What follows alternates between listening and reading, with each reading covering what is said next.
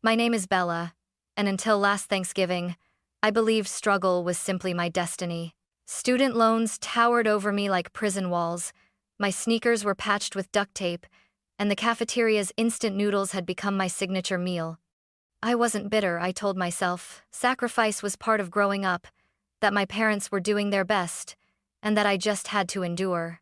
But the night I sat at my billionaire grandfather Daniel's dining table, beneath chandeliers sparkling like frozen fire, everything I thought I knew about my family cracked open. The room was filled with the smell of roasted turkey and cinnamon, cousins laughing, crystal glasses clinking. For one fleeting second, I felt safe. I felt like I belonged. Then Grandpa raised his glass, looked directly at me, and said the words that ripped my world apart. "And Bella, glad to see you're putting the college fund we set up to good use." Struggle had become so ordinary for me that I stopped noticing the bruises it left on my spirit. My mornings always began the same way, stumbling out of my cramped apartment, clutching cheap coffee I could barely afford, pulling on those duct tape sneakers that squeaked with every step. I worked 20 hours a week at the campus cafe, pouring lattes for kids who didn't know what minimum wage meant. At night, I'd collapse onto my mattress on the floor, textbooks stacked like bricks around me, wondering if exhaustion could actually make someone forget how to dream. Still, I told myself I was lucky. Lucky to have a roof over my head, lucky to be in college at all, lucky that my parents John and Linda were somewhere out there, even if they barely answered my texts. Sometimes a one-word reply would come through, weeks late. Busy. That was the closest thing I got to support. So when Thanksgiving rolled around, I tried to push the bitterness away. I told myself it didn't matter that I had nothing to bring to the family dinner except my presence. Grandpa Daniel's mansion had always been larger than life, the kind of home you saw in magazines, gates that shimmered under golden lights, a driveway long enough to fit 20 cars, windows that reflected the stars. It was intimidating but also comforting in a strange way, like a reminder that no matter how hard things got, there was still wealth and stability somewhere in my bloodline. The inside of the house glowed with warmth. Crystal chandeliers threw light across a dining table so long it could have seated royalty. The smell of roasted turkey, buttery mashed potatoes, and cinnamon rolls drifted through the air. My grandmother, Margaret, moved gracefully between the kitchen and dining room, fussing over platters that already looked perfect. I slipped into my seat, trying to make myself small, unnoticed. To my right was little Mason, my 8-year-old cousin, too busy sculpting mashed potatoes with his fork to care about family politics. To my left sat Aunt Julie, with her always raised eyebrows and sharp questions that made me feel like I was on trial every holiday. Across the table, my parents chatted with Uncle Richard, laughing too loudly, as if trying to prove they belonged in this glittering palace. The whole scene felt almost theatrical, everyone playing their roles. Grandpa Daniel at the head of the table, commanding respect without trying. Grandma smiling sweetly, while pretending not to notice when cousins snuck extra cornbread. My parents acting as though everything was normal, as though they hadn't ignored half my calls that semester. I looked around, soaking in the chandeliers, the fine china, the velvet drapes. For a moment, I wanted to believe this was family. That despite my lonely nights and ramen dinners, I was part of something whole, something unbreakable. But deep down, a knot tightened in my stomach. Because in families like ours, silence was often louder than words. And sometimes, all it took was one sentence to shatter the illusion completely. Halfway through dinner, the room settled into that lull where everyone was too busy eating to speak. Silverware clinked against porcelain, glasses chimed softly, and for a fleeting second, I let myself breathe. Maybe this Thanksgiving would pass like the others, awkward, yes, but survivable. That was when Grandpa Daniel cleared his throat. He was never one for speeches unless the moment truly meant something, and everyone knew it. The room quieted instantly. He rose slowly, lifting his crystal glass in a steady hand. "To family," he began, his deep voice warm, a little shaky with age but full of pride. "To seeing our children and grandchildren grow into people we can be proud of." The family murmured in agreement, raising glasses, nodding toward one another. I felt my lips curve into a small smile. For a second, I believed in it, the unity, the pride, the sense of belonging, and then his eyes landed on me. His smile softened, and he added, "And Bella, glad to see you're putting the college fund we set up to good use." Time stopped. My fork froze halfway to my mouth. My heart kicked once, then stumbled into a frantic rhythm. I blinked, not sure if I'd heard him right. College fund? Across the table, Dad choked on his wine, coughing into his napkin, face flushing a violent shade of red. Mom's complexion drained so quickly she looked ghost-like, her fingers trembling as she pushed peas around her plate. Aunt Julie's eyebrows shot higher, her sharp eyes darting between my parents like a hawk circling prey. And then, like a needle puncturing the balloon of silence, Mason, sweet, oblivious Mason, looked at me with wide eyes and whispered, "Wait, you didn't know?" The words slammed into me harder than any scream could have. I turned slowly toward my parents. My voice came out thin, shaky, quieter than I intended. "What?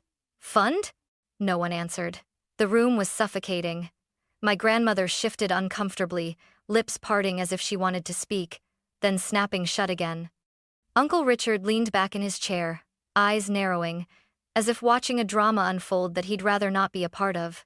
My cousins stared at their plates, suddenly fascinated by mashed potatoes and gravy. Finally, Grandpa frowned.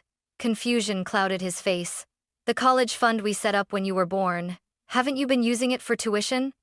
We've been putting money in it for years, every birthday, every Christmas. Even when things got tight, we made sure there was something." I stared at him, my pulse roaring in my ears. My throat went dry, but somehow, words stumbled out. "No one ever told me. I didn't know it existed." My grandmother gasped softly. Aunt Julie leaned forward. "Wait, so, who's been managing it?" That was the moment everything began to unravel. Dad cleared his throat, eyes fixed firmly on his plate. We didn't think she needed to know." I almost laughed, but it came out cracked and broken. "Didn't need to know?" Mom jumped in quickly, her voice tight, almost defensive. "We used it. For the house, for bills, emergencies. We thought it was best." Grandpa's expression hardened, pride draining from his face, replaced with something cold and sharp. His voice cut through the table like glass breaking. "What do you mean you used it?" The air turned electric, the kind of silence that hums in your bones. My chest tightened as the truth clawed its way to the surface.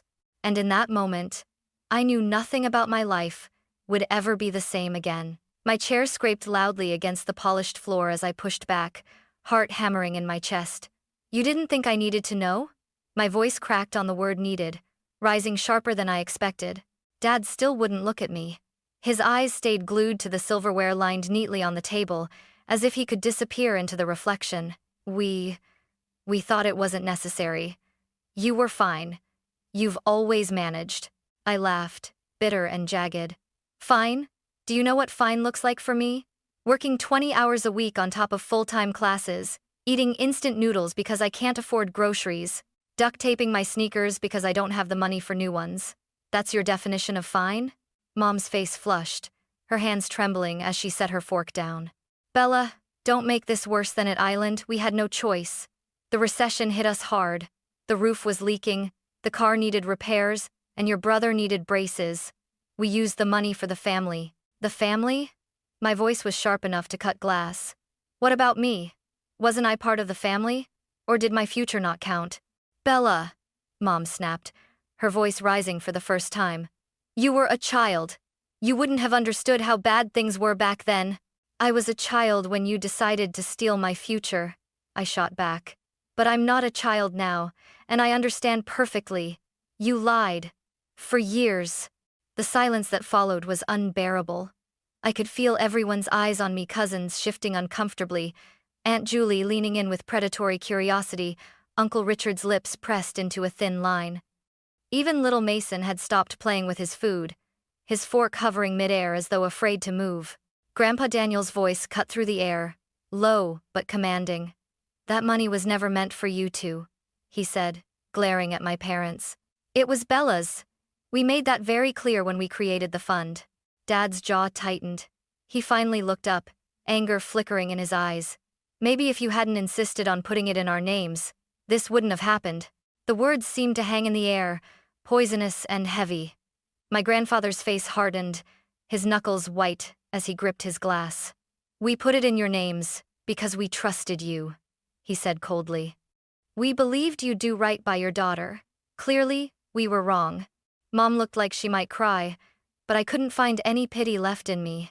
My throat ached, but I forced the words out anyway. "How much was in it?" Grandpa hesitated, his eyes full of regret. "About 40,000 by the time you turned 18. Probably more, we kept adding to it." The number hit me like a punch to the gut. 40,000. Enough to erase every student loan I had. Enough to buy food, books, maybe even give me a chance to breathe for once. Instead, I'd been scraping pennies, breaking myself just to stay afloat. I turned to my parents, my hands trembling with rage. "You let me drown in debt while you sat on my lifeline? You could have told me. You could have said something. Anything." "We did what we had to do," Dad muttered, his voice low, almost inaudible. "No," I said, my voice trembling but fierce. "You did what was convenient. For you, not for me." Mom reached for my hand across the table, tears brimming in her eyes. "We only wanted to protect the family." I jerked my hand back like her touch burned. "Don't call it protection. Call it what it is. Betrayal." The table was dead silent. Even the chandelier above seemed to buzz with the weight of the moment. My legs shook, but I forced myself to stay standing. For the first time, I wasn't the quiet daughter who accepted scraps. I was the one demanding answers. And I wasn't going to stop until I had them. I sat down, not because I wanted to, but because my legs were shaking too hard to keep me upright. My breath came in shallow bursts, like I'd just run a marathon with no finish line. Across the table, my parents avoided my eyes. Mom picked at her peas like they'd suddenly become fascinating. Dad drained the rest of his wine, his jaw locked tight, as if I was the one embarrassing them. $40,000. The number echoed in my head, a relentless drumbeat. 40,000 that could have wiped away every loan, every sleepless night worrying about rent, every meal of ramen that left me hollow. 40,000 that might have given me back years of my life. And they had spent it, quietly, secretly, while I carried the weight alone. My grandmother finally broke the silence, her voice so soft, I almost missed it. "We need to talk about this, all of us." But I wasn't listening anymore. My mind was running wild, dragging me back through years of exhaustion and sacrifice. I remembered the nights working double shifts at the cafe, hands blistered from the steam wand. The mornings I walked to class in shoes patched with duct tape, rain seeping through the cracks. The birthdays where my gift was a card with no money inside, and a reminder to be grateful. All the while, there had been a lifeline, a fund meant for me, rotting away under my parents' excuses. I swallowed hard, forcing the lump in my throat down. "You let me believe we were broke," I whispered. "You let me think I had to do it all on my own. You watched me struggle, and you said nothing." Mom's tears finally spilled over. "Bella, please, don't," I snapped, my voice sharp enough to make her flinch. "You don't get to cry, not after this." Grandpa's face was unreadable, but his silence spoke louder than anger. The disappointment radiated from him, heavy, suffocating. For a man who had built empires, betrayal from his own children seemed to wound him more deeply than any business deal gone wrong. Aunt Julie leaned back, eyebrows arched. "Well," she murmured, half to herself, "I suppose the truth always comes out." I wanted to scream, to flip the table, to make them all feel the storm churning inside me. Instead, I reached for my phone. My fingers moved before I could think, pulling up a document I had been keeping quietly for months. Every dollar I'd earned, every scholarship I'd scraped together, every freelance gig that barely paid for groceries. Proof that I hadn't just survived, I had fought for every inch. Dad's eyes flickered toward the glowing screen, and for the first time all night, real fear crossed his face. He knew what it meant. Evidence, paper trails, consequences. The room spun. I couldn't breathe in that house any longer. My chair screeched as I shoved it back and stood, grabbing my coat with trembling hands. "Bella, where are you going?" Grandma's voice followed me, weak, desperate. I didn't answer. My throat was tight, my vision blurred with hot tears. I just kept walking past the chandeliers, past the velvet drapes, past the smiling portraits on the wall that now felt like cruel jokes.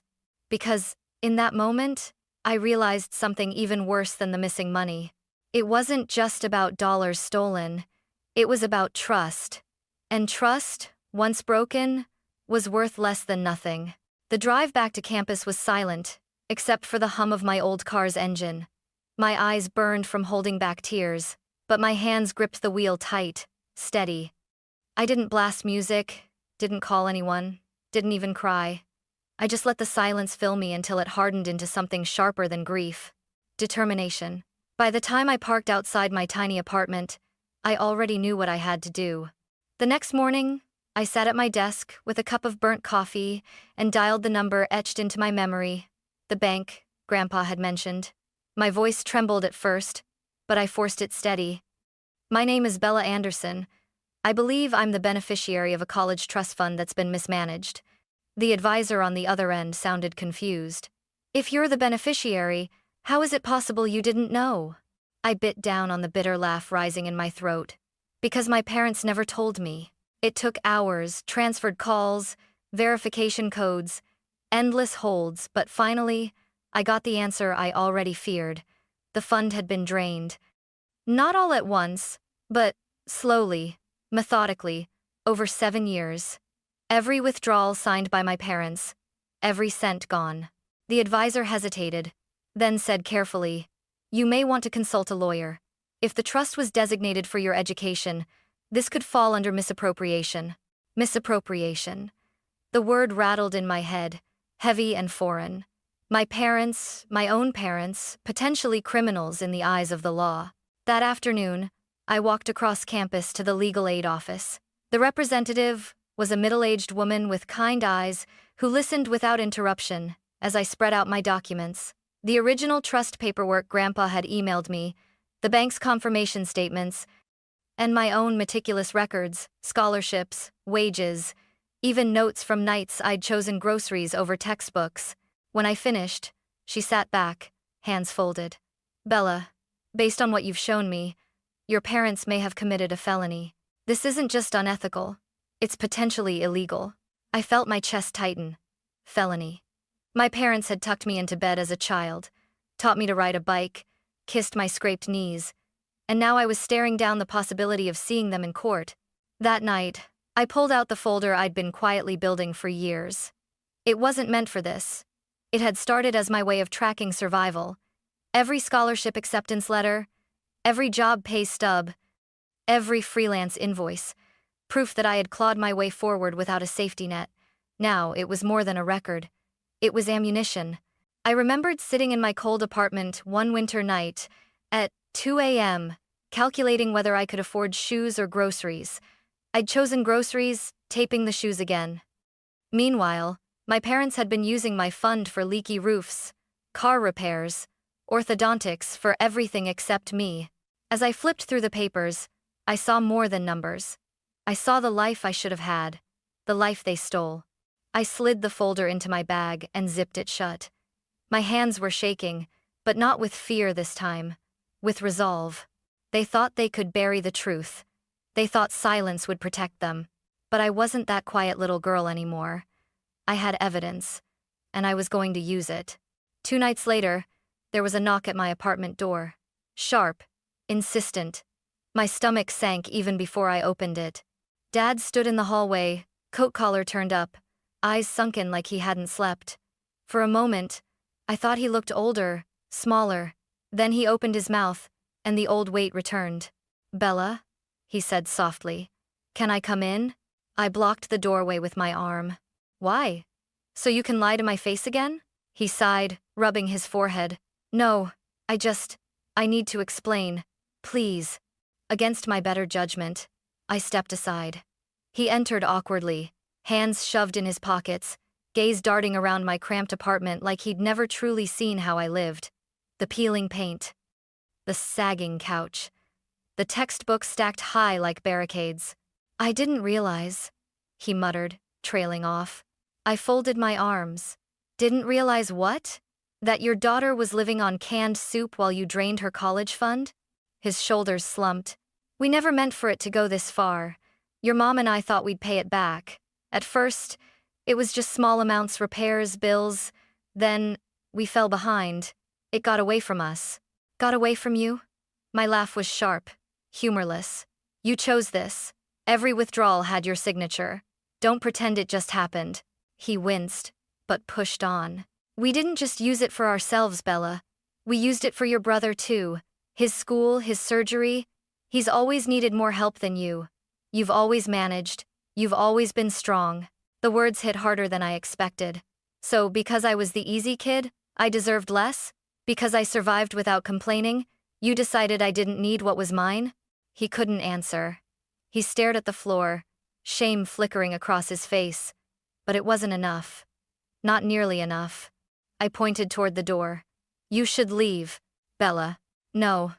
I can't listen to another excuse. You had 18 years to tell me the truth, and you chose silence every single time. He lingered a moment longer, lips parted as if searching for the right words, then closed them again. His footsteps down the hallway sounded hollow, final. The door had barely shut before my phone buzzed. Grandpa Daniel. A simple text. Meet me tomorrow, just us. The next day, I found him at a quiet diner near campus. He was already seated, a steaming cup of black coffee in front of him, his expression heavy. He looked up when I walked in, and for once, there was no smile, no pretense. I'm sorry, he said immediately. You didn't do anything. I replied. No, he corrected, shaking his head. But I trusted people who didn't deserve it. That's on me.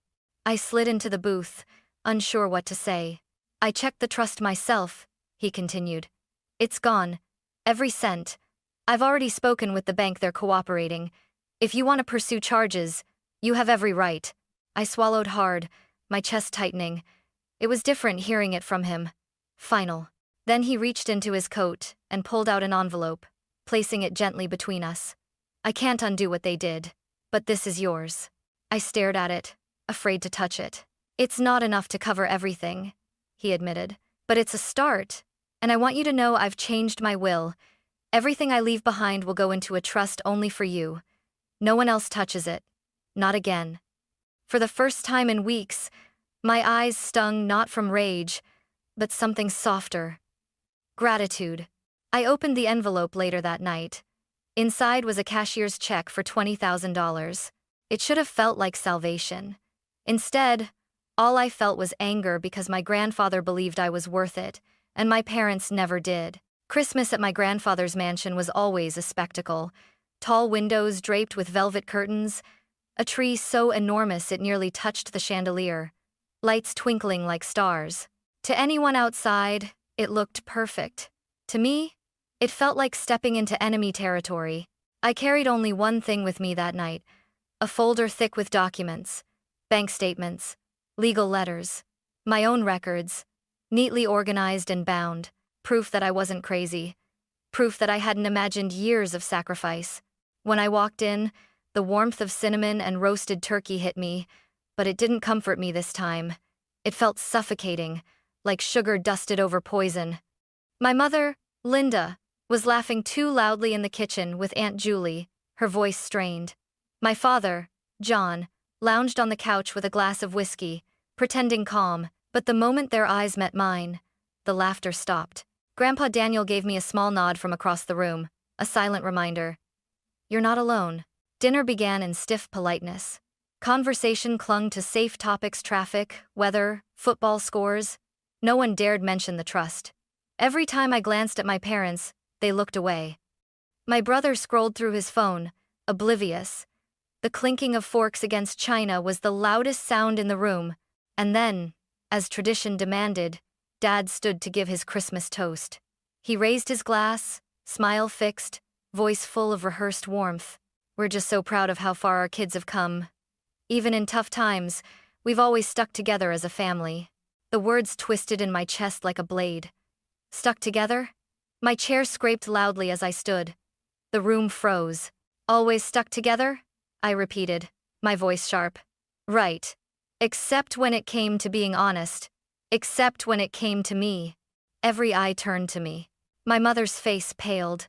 My father's jaw tightened.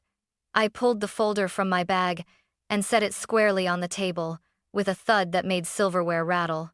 "That," I said evenly, "is the full breakdown of the trust fund you drained. Every withdrawal, every date, every cent.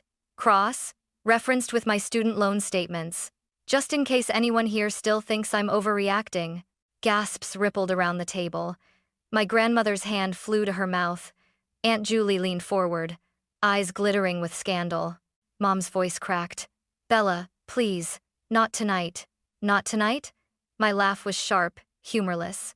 How many nights did I walk home in the rain because I couldn't afford bus fare? How many nights did I go hungry so I could make tuition payments on time? While you sat on my fund money Grandpa and Grandma put aside for me, you let me suffer. And now you want to talk about timing? Dad slammed his glass down. "We did what we had to do. It was for the family." I turned on him, fury boiling over. "For the family? Then why was I the only one treated like a stranger? Why did my brother get braces, new laptops, tutoring, while I duct-taped my sneakers and begged professors for extensions because I was too exhausted from working 2 jobs? My brother finally looked up, shifting uncomfortably. It wasn't all for me," he muttered. "But some of it was. I didn't know it came from your fund." His words stung, but they didn't surprise me. "Exactly," I said coldly. "You didn't know because no one told you the truth, just like they never told me." Grandma's voice trembled. "We didn't know, Bella. We're so sorry." I nodded once. "I believe you. But this isn't just about money. It's about respect, about trust, and about choices." I turned back to my parents. "You could have told me the truth at any point, even after the fund was gone. But you didn't. You let me believe we were all struggling together when, in reality, you left me to struggle alone," Mom whispered, tears streaking her face. "We thought we were doing what was best." "For who?" I demanded. "For me or for the version of me that never asked questions?" The silence that followed was unbearable. Finally, I took a deep breath, my hands trembling but steady enough to flip open the folder. I filed a formal complaint with the bank. Legal proceedings are already in motion. I'm not doing this to hurt you. I'm doing this because actions have consequences, and I'm done carrying this burden alone. Dad shot up from his chair, eyes blazing. "You're suing your own parents?" "No," I said firmly. "I'm holding you accountable." "You'd tear this family apart over money?" he shouted. My voice dropped to a razor's edge. "No. You did that the moment you decided I didn't matter."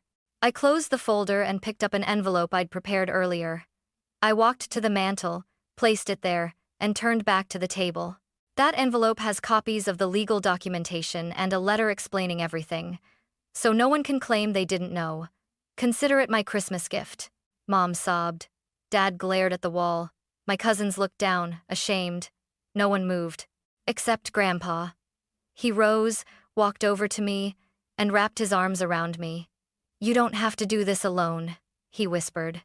"You have more family than you think." I hugged him back, my chest tight, tears stinging my eyes.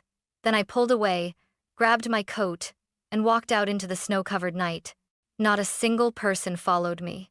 The night I walked out of that mansion, snow crunched beneath my boots like brittle glass. My breath clouded in the frozen air, but inside I burned hot with fury and grief. I didn't look back. Not at the glittering lights of the house, not at the shadows in the windows. Let them sit with their silence. I had carried enough of it for all of us. A week later, an official letter arrived from the bank. The investigation had begun. If fraud or misappropriation could be proven and all signs pointed straight to my parents, they would be forced to repay the full amount or face penalties. I didn't celebrate. It didn't feel like a victory. It felt like a reckoning that should never have been necessary. What I did do was take the cashier's check Grandpa had given me and walk into the bank with my head high. For the first time in years, I paid down a portion of my student loans. Watching the balance shrink felt surreal, like finally being able to breathe after years underwater. The rest of the money, I put into a new account under my name only. No shared signatures, no loopholes, no one but me. Spring came quickly after that. I graduated with honors, standing on the stage in my borrowed cap and gown, scanning the audience. I spotted Grandpa Daniel in the crowd, clapping with pride. My parents weren't there. I told myself I didn't care, but a part of me still ached. A month later, I started my job at the startup where I'd interned. The salary was more than I'd ever dreamed of making at my age. I moved into a modest but clean apartment, bought furniture that wasn't secondhand, and this time a pair of brand new shoes, no duct tape required. But the real change wasn't in my bank account, it was in me. For so long, I'd believed being the strong one meant staying quiet, enduring, never asking for more. My parents had built their choices on that belief that I could handle less, because I always managed. But strength isn't about silence. It's about refusing to be taken advantage of. Sometimes, I catch myself replaying Grandpa's words from Thanksgiving.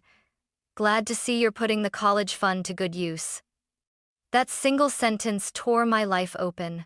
But it also gave me clarity. It wasn't the loss of money that hurt most. It was the loss of belief, the betrayal by the people who were supposed to protect me. That scar will never fully fade. But scars don't make you weaker. They remind you of what you survived. And I survived. Now, when I look at myself in the mirror, I don't just see the broke, exhausted girl who once taped her sneakers to keep them together. I see a woman who stood up to lies, who demanded the truth, who reclaimed her future, not because of a trust fund, not because anyone finally decided I was worth it, but because I